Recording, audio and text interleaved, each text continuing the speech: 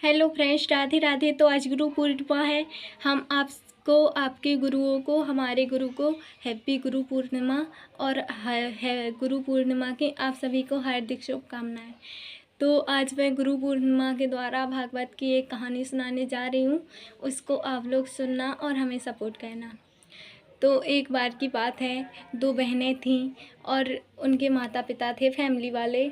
तो उसमें से बड़ी बहन का मन भागवत, सत्संग और मम्मी पापा की सेवा करने में लगता था, और वहीं छोटी बहन थी तो उसका मन किसी भी काम में नहीं लगता था। वो थोड़ी आलसी थी और बस वो कोई काम नहीं करती थी, वो बस घर में पड़ी रहती थी। और छोटी बड़ी बहन जो कि सबकी सेवा करती थी, सारा काम करती थी, सबको बिठाकर खिलाती थी।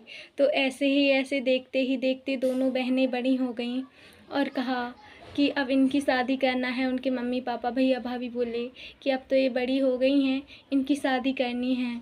तो फिर उन्होंने कहा कि हम बड़ी बहन को गरीब घर ढूंढ देंगे, क्योंकि ये तो काम करती है तो वहाँ निभा लेगी काम करके, और अगर इसे हमने गरीब घर में दे दिया तो ये तो कोई काम ही नहीं करती, इसलिए इसको हम गरीब घर ढूंढ देंगे और इसको अमीर घर ढूंढ देंगे।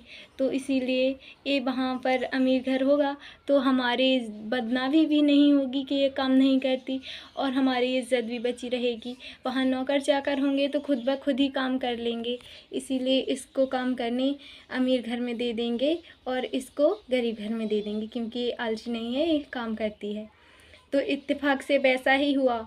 एक बड़ी बहन थी जो गरीब घर में चली गई और जो छोटी बहन थी वो अमीर घर में चली गई। तो उसको अहंकार आ गया कि हाय, मेरा घर तो इतना बड़ा है, मैं तो बहुत अमीर घर की हूँ, और मेरी बहन का घर तो छोटा है, वो गरीब घर की है, उसके पास तो पहनने के लिए अच्छे अच्छे कपड़े भी नहीं होंगे। ऐसे ही उसके मन में कई सारे ख्याल आने लगे।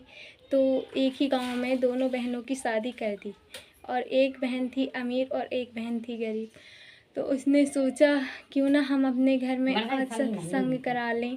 तो उसने कहा हाँ, क्यों नहीं, आज हम इस अपने घर में सत्संग करा लेते हैं। उसने, छोटी बहन ने सोचा। तो छोटी बहन ने अपने घर में सत्संग करवाया, सबको न्योता दिया, अपने गांव समाज को सबको न्योता दिया, और अपनी बड़ी बहन को न्योता नहीं दिया। क्यों नहीं दिया? क्योंकि उसके पास पहनने के लिए अच्छी साड़ियाँ नहीं थी, अच्छे कपड़े नहीं थे, अच्छे गहने नहीं थे। तो उसने सोचा कि ये हमारे घर आएगी तो हमारी तो बेइज्जती ही हो जाएगी, इसीलिए हम इसको निमंत्रण नहीं भेजेंगे। तो उसने सोचा हाँ, यही ठीक रहेगा, मैं अपनी बड़ी बहन को निमंत्रण नहीं भेजूंगी। तो अब गांव वालों से उसे पता लगा कि हमारे बहन के घर सत्संग है। जिस दिन सारे गांव वाले उसके घर इकट्ठे हुए तो वो उसने भी सोचा कि हमें भी उसके घर चलना चाहिए, क्योंकि भगवान के भजन में जाने का, कोई बुलाए या ना बुलाए, हमें अपने मन से जाना चाहिए। जहाँ भगवान का भजन हो, वहाँ सत्संग हो, हमें अपने मन से चले जाना चाहिए। तो वो भी चल गई कि क्या होता है, हम चले जाते हैं। तो ठीक है, वो उसने ऐसा ही सोचा और वो चली गई। उसने सोचा कोई बात नहीं, मेरी छोटी बहन है, भूल गई होगी मुझे न्योता देना, वरना आजकल किसकी बहनें किसको नहीं बुलाती। तो वो ये बात सोचकर चली गई। और बस फिर वो वहाँ पहुँची तो उस छोटी बहन ने उसको देखा तो बहुत गुस्सा आया। कहने लगी कि अब ये आ गई है मेरी बेइज्जती करवाने, ना तो इसके पास साड़ी ना तो गहने, और समाज के लोग थे तो वहाँ कुछ बोल भी नहीं सकती थी। तो रह गई शांत, गुस्सा आ रहा था मन में। तो उसकी बड़ी बहन ने सोचा क्यों ना हम पूरियाँ तलवा दें, सब्जियाँ कटवा दें, तो हमारी बहन की मदद हो जाएगी। हमारे यहाँ ये तो पानी सेवा में लगी है पिलाने में, तो मैं ही ये सारा काम कर देती हूँ। तो वहाँ पहुँची वो खाना बनवाने के लिए, सब्जियाँ बड़ी बड़ी पूरियाँ बेलने लगी। तो छोटी बहन आई और उसने बहुत सुनाया, उसे बहुत ताने दिए। हाँ, तू क्या करेगी, तू यही तो करेगी, यही तो है तेरे लिए, यही तो करेगी। तो उसने कुछ नहीं कहा। उसने कहा ये तो पुण्य का काम है और मैं तो अपनी खुशी से कर रही हूँ। तो बस वो वहाँ से चली गई, उसे बहुत बुरा भला बोलकर। उसने कुछ नहीं कहा। तो अब सत्संग ख़त्म हो गया, सबने भोजन कर लिया। उसकी बड़ी बहन ने नहीं किया, ना ही उसने पूछा। उसने कहा सब चले गए। उसने कहा प्रसाद पाकर ही जाएंगे, जब यहाँ तक आए हैं तो कुछ नहीं खाया, तो प्रसाद तो लेकर ही जाएंगे। तो उसकी छोटी बहन ने सबको प्रसाद दे दिया, जो समाज वाले आए थे, गांव समाज के लोग, उनको सारे को प्रसाद दे दिया, और जो प्रसाद बचा था लेकिन उसको नहीं दिया। तो उसकी बहन सोचने लगी कोई बात नहीं, हमारे भाग में नहीं था भगवान का प्रसाद इसीलिए नहीं मिला, और सारे के भाग में था तो उनको मिल गया, कोई बात नहीं।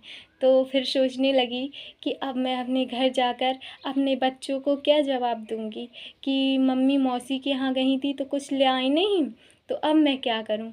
तो वो सोचते सोचते उसने सोचा मैं अपने भाई के घर जाती हूँ।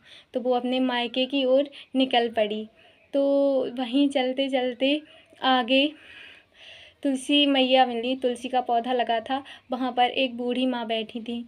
तो उन्हें कहा कि बेटी कहाँ जा रही हो, मेरे यहाँ थोड़ी गंदगी हो गई है, तुलसी के आसपास थोड़ी घास वास हो गई है, उसको उखाड़ दो, मेरा बुढ़ापा आ गया है, मुझसे बनता नहीं है अब। तो उसने कहा ठीक है मैया, बताओ कहाँ साफ़ सफाई करनी है। तो उसने बताया। तो फिर उसकी बड़ी बहन ने साफ़ सफाई कर दी और वहाँ से चलने लगी, जो कुछ कहना था उसने कह दिया साफ़ सफाई। और फिर वो बूढ़ी मैया बोली कि जब आप इधर से गुज़रो तो हमसे मिलते हुए जाना, वापस आओ। तो उसने कहा ठीक है मैया, मैं आपसे मिलते हुए जाऊंगी। तो बस फिर वो चल पड़ी वहाँ से। फिर चलते चलते एक भोले बाबा का मंदिर था, वहाँ एक बाबा जी बैठे थे। उसने कहा बेटी कहाँ जा रही हो। उसने बताया कि हम अपने मायके जा रहे हैं।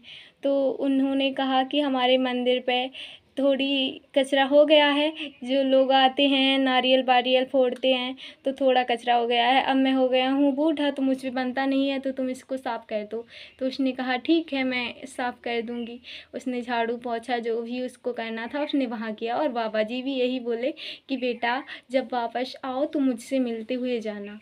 तो उसने कहा ठीक है बाबा जी। तो फिर वो चल पड़ी अपने मायके की ओर।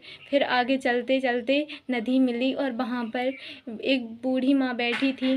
तो उन्होंने कहा बेटी यहाँ तट पर थोड़ी गंदगी हो गई है, इसे साफ़ कर दो, लोग आते हैं साबुन वाबुन शैम्पू वैम्पू फेंक के चले जाते हैं, अब मैं बूढ़ी हो गई हूँ तो मुझ पे तो बनता नहीं है। तो उसने कहा ठीक है। फिर उसने साफ़ कर दिया नदी पर। और वो बूढ़ी मैया भी यही बोली कि जब वापस आओ तो मुझसे मिलते हुए जाना। तो उसने कहा कि ठीक है। अब वो अपने मायके चली गई, और वहाँ पर जाकर बहुत साफ़ सफाई, वहाँ जाकर उसके माँ बाप ने, उनके भाई भाभी ने बहुत अच्छा उसका स्वागत किया। और बस फिर स्वागत करते समय फिर वहीं पर उसने खाना बनाया और खाया। और फिर क्या हुआ, और फिर खाना खाया और अपनी जो बात उसके साथ हुई थी घटना उसने बताई कि हमारे यहाँ ये सब हुआ है। और वहाँ सबकी सेवा की, भोजन बनाया, सब कुछ कर दिया। और बस फिर एक रात वहाँ बिताई, आराम किया। फिर विदाई का समय हो गया तो फिर उसने सोचा कि अब चलते हैं, अब तो रात भी हो गई, सुबह हो गई। और वहाँ पर भी खाना वाना बनाया, सबकी सेवा की, और उनके माँ बाप ने अच्छे से विदाई की, बहुत सारा सामान दे दिया उसे, क्योंकि वो गरीब थी इसीलिए बहुत सारा सामान दे दिया उसे। और वो अपने घर चली गई। फिर वापस आई नदी के किनारे। उसने जहाँ बूढ़ी मैया बैठी थी उन्होंने एक बैग दिया, बोला ए लो बेटी, इसे घर जाकर ही खोलना, यहाँ मत खोलना। उसने कहा ठीक है। तो वो चली गई। और फिर चलते चलते वहाँ भोले बाबा के मंदिर पहुँची तो वहाँ जो बाबा जी बैठे थे उन्होंने भी एक बैग दिया कि ये लो बेटी, इसे यहाँ मत खोलना, इसे घर पर जाकर ही खोलना। तो वो चली गई। और फिर चलते चलते वहाँ तुलसी मैया के पास जो बूढ़ी माँ बैठी थी तो उन्होंने भी कहा कि ये लो बेटी, उन्होंने एक बैग भर के दिया, कहा ये लो बेटी, इसे घर पे जाकर ही खोलना।